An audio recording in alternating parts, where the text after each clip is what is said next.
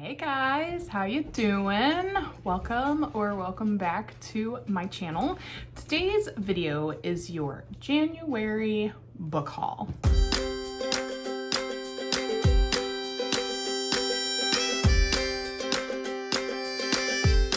So I managed to get my hands on some pretty great books in January, and so I'm gonna go ahead and share that with you. I don't really know what any of these books necessarily are about, but I'm probably not gonna get too into the nitty-gritty about what they are because this doesn't need to be an hour-long video or anything, right? Right. So the first couple books that I'm gonna show you, my husband actually ordered for me just because, you know, I love books and he loves making me smile, so he bought me some books.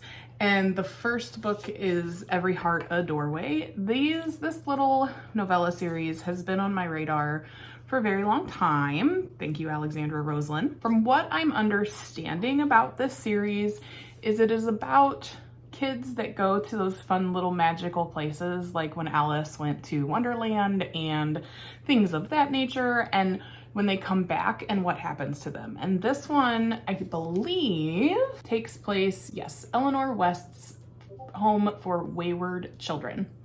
No solicitors, no visitors, no quests. So this book follows Nancy, who comes back and is staying at this nice little home for wayward children, and it's almost like what happens after the little magical lands are no longer in need of magical children. I apologize in advance if you hear my oldest blowing their nose.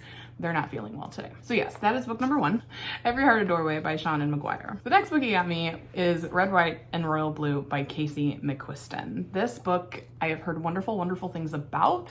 I hear that it is funny. It is just, you know, makes your heart pitter patter. And if I remember correctly, it is about the son of the president and the son of the king in England. It's Alex, whose mother has just become president, and then Henry, who is a prince across the big pond. And so they're trying to basically make better foreign relations, and so Henry and Alex are forced to get along for basically the publicity of it all, and when in reality they don't like each other, but eventually they grow to like each other, maybe even love each other, and then things either come or go. I don't really know.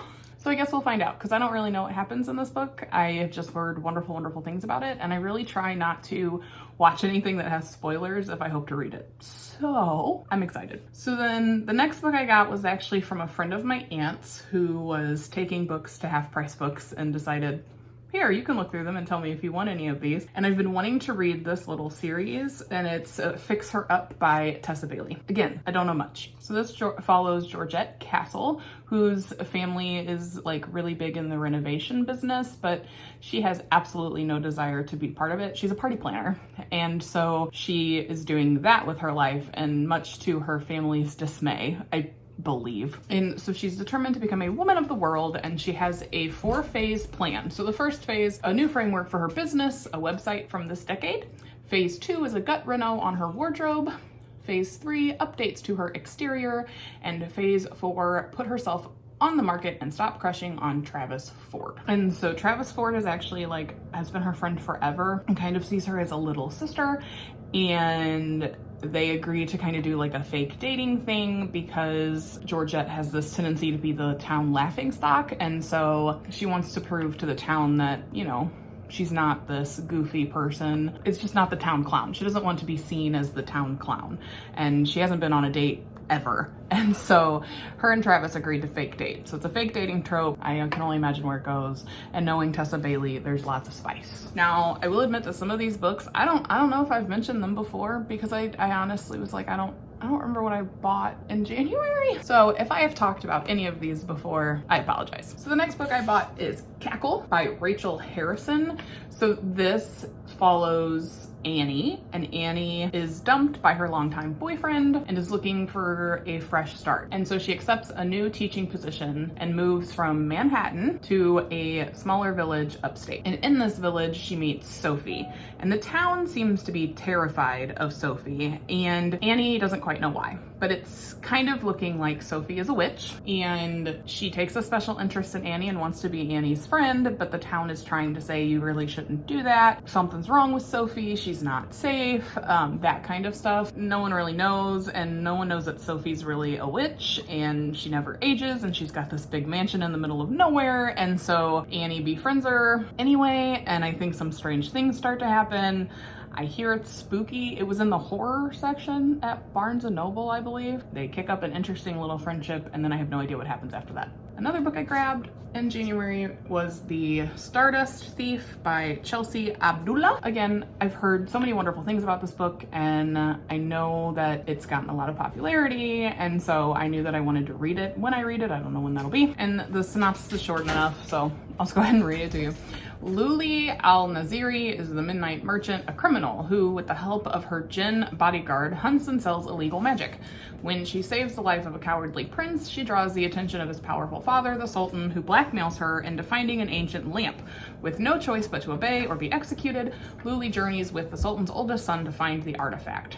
In a world where story is reality and illusion is truth, Luli will discover that everything, her enemy, her magic, even her own past, is not what it seems. I'm feeling some Aladdin vibes, so I'm excited. Then I picked up Half a Soul. Half a Soul is actually the book club book for February for the Fox and Burrow book club for the Fox and Wood Patreons with Alexander Roseland, and so I'm very excited to read this. Basically what happens is Theodora ends up cursed by a fairy, and so she doesn't really feel emotions. No sense of fear, no sense of embarrassment. Those are the emotions she doesn't really feel, and so it kind of leaves her prone to accidental scandal, and she ends up catching the eye of the Lord Sorcier Elias, who ends up finding out about her condition, and so he decides to basically court her because it's in London during the London courting season and all of that kind of stuff. Because of Elias, she falls into fairy affairs and ends up very close to him, and so there's this connection, and so now she's wondering if maybe you can fall in love with even just half a soul. I hope it will be cozy.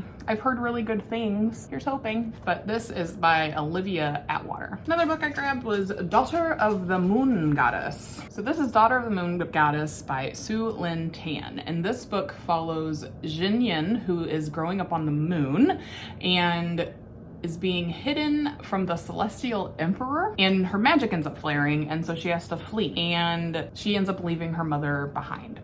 And so she ends up at the Celestial Kingdom, disguising herself so no one knows who she is, and she ends up able to infiltrate and learn their ways, and she masters archery, and she works on her magic and all of these things, and she falls for the prince, I do believe, who is the emperor's son. She falls for him, and the relationship grows, but she's still trying to save her mother, and so there's this part of her that is torn between him and her duty to her mom, and so I'm sure it will be wonderful. I'm sure it will be magical.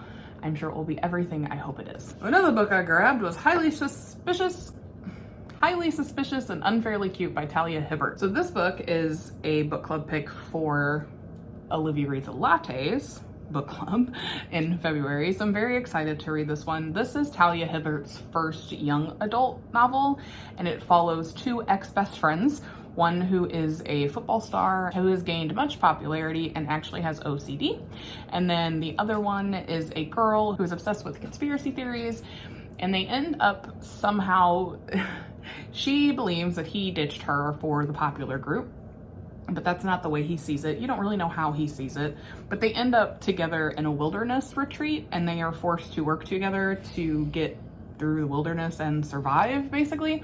And so they're going to be forced to confront everything, their tension, their friendship, their possible love interest, that kind of thing. So I'm very interested to see where this goes. The other thing I really love about this book is that the male character has OCD, and I love when mental health has any kind of appearance in books. We'll see where it goes. On that note, I grabbed Get a Life, Chloe Brown by Talia Hibbert, which is the first in a series of 3 books that I have heard wonderful things about. I know nothing about this book. It says Chloe Brown is a chronically ill computer geek with a goal, a plan, and a list. After almost but not quite dying, she's come up with a list of directives to help her get a life. Enjoy a drunken night out, ride a motorbike, go camping, have meaningless but thoroughly enjoyable sex, travel the world with nothing but hand luggage, and do something bad. So it says what Chloe needs is a teacher, and she knows just the man for the job. Redford Red Morgan. He's got tattoos and a motorbike. I'm sure he'll get her in trouble, but I'm sure also they end up spending more time together and, you know, falling in love. I hear there's also good spice in this one. Need a spicy wreck? I got spicy wrecks. Another book I grabbed was The Diviners by Libba Bray. I've been wanting to read this book. I really like Libba Bray. I've read another one of her series that was young adult that I really liked, and for some reason, it's not coming to me. A Sweet Far Thing, I think, is the name of one of them. I can't remember, it's not coming to me, but I enjoyed it. I loved the magic in it, and so I'm hoping that this one has the same. It is set in 1920s New York, and she decides to go live with her uncle in New York. And so it's, you know, the time of speakeasies and, you know, underground clubs and Ziegfeld girls and all that kind of stuff. And so she's really excited to go to New York to live with her uncle. But she's going to live with her uncle because she was exiled from her home because she kind of has her own little magic ability. So she's hoping to start over in New York. Her uncle has an unhealthy obsession with the occult.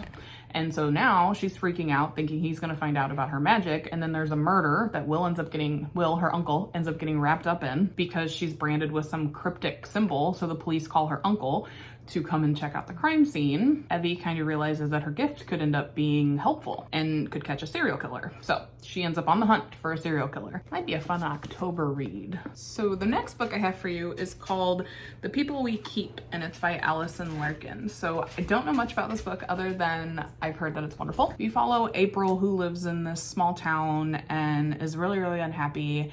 And so she ends up borrowing someone's car and going to an open mic night, and she kind of realizes that she really loves singing and songwriting, and she ends up in this huge fight with her dad, and she just takes off with no plans other than to just drive and find work so that she can survive. And she ends up in this little town called Ithaca. And in Ithaca, she meets lots of people, she makes lots of friends, and she starts to really love her life.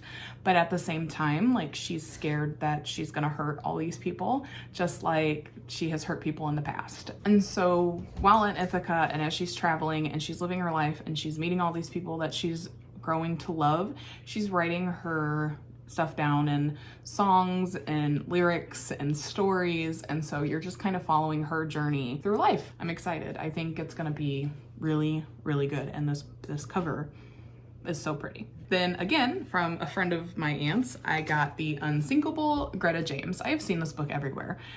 Every Barnes & Noble I go into, every bookstore I see it, it's just sitting there, and it's so pretty. And I mean, the cover, it's just like draws you to it, right? So this is written by Jennifer Smith, and it follows Greta James. Done, I did it. So it says, an indie musician reeling from tragedy and a public breakdown reconnects her with her father on a week-long cruise in this pitch-perfect story about the ways we recover love in the strangest of places. So she's a famous musician, and her mother passes away tragically and suddenly. And so she completely falls apart on stage and is left, makes publicity really hard, makes touring really hard. It's just all bad, it goes viral. And so she takes some much needed time off. And so her father, Conrad, takes her on a cruise to try to help just kind of settle things, give her a break, help her heal. And it gives them an opportunity to heal some old wounds. So I am a sucker for father-daughter stories because I'm very close to my dad. I understand that they don't have a great relationship and they're gonna work on it. Whereas I have a great relationship with my father and don't really need to work on it. But still, daddy-daughter, I'm in. So the next book I have for you is Horror Store by Grady Hendrix. I grabbed this one from a Half Price Books because every time I see it, it's still crazy expensive. And so I'm really, really excited. I really, really like Grady Hendrix's style of writing. And so I'm excited to see where this goes. So basically this story takes place in what would be considered an IKEA, but it's got a different name, Orsk. It's called Orsk and it's in Cleveland. Basically an IKEA. And if you notice, it's actually looking like an IKEA catalog. The story looks like an IKEA catalog and it talks about the different furniture. So basically Strange Things, it's like people leave for the night and they come back and strange things have happened overnight and they don't really know what it is. They don't know what it's about. So a couple of the staff agree to stay overnight and you can imagine, it's called Horror Store. You find this book in the horror section. And so I imagine there will be ghosts, there will be other kinds of fun things. It says they will investigate strange sights and sounds and encounter horrors that defy the imagination. Leave it to Grady Hendrix. It's kind of funny because this book looks like an IKEA cover and then my best friend's exorcism looks like a VHS tape. So he's very into like the genre stuff and he is so sarcastic and so witty that it makes horror reading easier, in my opinion. So I'm excited to dig into this one. Oh, I'm so excited. So then I grabbed, again, How to Sell a Haunted House by Grady Hendrix. So this book just came out this month and I cannot wait to read it. So basically a brother and sister are forced to go to their mother's house who has passed away and they have a very strained relationship with each other. And I think she had a strained relationship with their mom and maybe he did too. And it seems like mom was a hoarder. So she's got doll houses, she's got dolls, she's got puppets, she's got all these things. And so it's their job to go through everything and try to hold like an estate sale and try to sell the house. But needless to say, the house doesn't want to be sold. So I can only imagine the type of things they're gonna run into. I can only imagine what I'm going to get myself into when reading this. But I'm also really, really excited to take the journey. Sorry, my phone decided to lie to me. So I don't generally like creepy puppets or anything like that, but I'm really hoping that he makes it funny like he has made other things funny. And I'm hoping that, you know, it's enjoyable. Don't do me wrong, Grady Hendrix. And then last but not least, I grabbed Hellbent by Leigh Bardugo. This book also came out this month. I finished Ninth House earlier in January. This is the sequel to that. I don't know literally anything about this book. I haven't picked it up. I didn't go into this book knowing anything about it just because I had read Ninth House and I enjoyed Ninth House. So I know that it follows Alex Stern because Alex Stern is the lead in the first book and I'm sure they're on a hunt for Darlington. Otherwise, I don't really know what's going on, but I will tell you that Ninth House is kind of a dark academia kind of book, and Alex Stern is your main character, and she can see ghosts, and she's the Dante for the Yale secret societies. So she is required to be at their different rituals in order to keep ghosts out because ghosts are drawn to things about life. And so that's her job. And then Darlington is the old Dante who is helping her through all of this. And so she has a really tortured, terrible past, and she's just trying to move on with her life. So that is part of that. Working with Yale, working with the secret societies is part of that. Well, then there is a murder a little bit of ways off campus, and Alex is pretty sure that the societies had something to do with it. She's not sure which one, she's not sure how many, but she's almost certain that the societies had something to do with it. And so she takes kind of the investigation into her own hands. We're following Alex again and Dawes, who is her friend and who helps run the house that the Dante has to stay in on campus. And I believe that the goal in this one, I don't really want to give anything away, but the goal is to try to find Darlington because Darlington goes missing in the first book. So I do believe that is the goal of this book. I'm excited to pick it up. It is a February book club pick as well for Olivia Reads Latte, the La Fantasme book club that is with her and Mel Reads. So I'm excited to read this one. I'm excited to get it under my belt. So that's all the books I got in January. Sorry if you saw any repeats, but I'm excited. I got books that I have been dying for a long time. So I'm very excited about that. I don't quite know what my February looks like yet. I know that I will be reading Highly Suspicious and Unfairly Cute. I will be reading Half a Soul, and I will be reading Hellbent. But as for the rest of my month, I don't quite know what that looks like yet. I kind of want to go a not traditional route, and I want to read kind of horror, thriller, slasher books for February. But I don't know if I'll actually do that, but that sure sounds like fun, doesn't it? That is all I have for you. If you liked what you see, go ahead and like and subscribe to my page. Comment down below. Let me know what you're reading for January. If you got any cool books, let me know what I should do for February, what your thoughts are. Traditional romance or horror? Because if I'm doing horror, then I'm reading the Grady Hendrix books. for sure. So if you like what you see, go ahead and give me a thumbs up down below and subscribe to my channel. I hope that you guys are having a really great day. Leave me a comment. What are you reading? What are your plans for February? And then I hope that you are living, loving, and reading lots of books, and I will see you guys next time.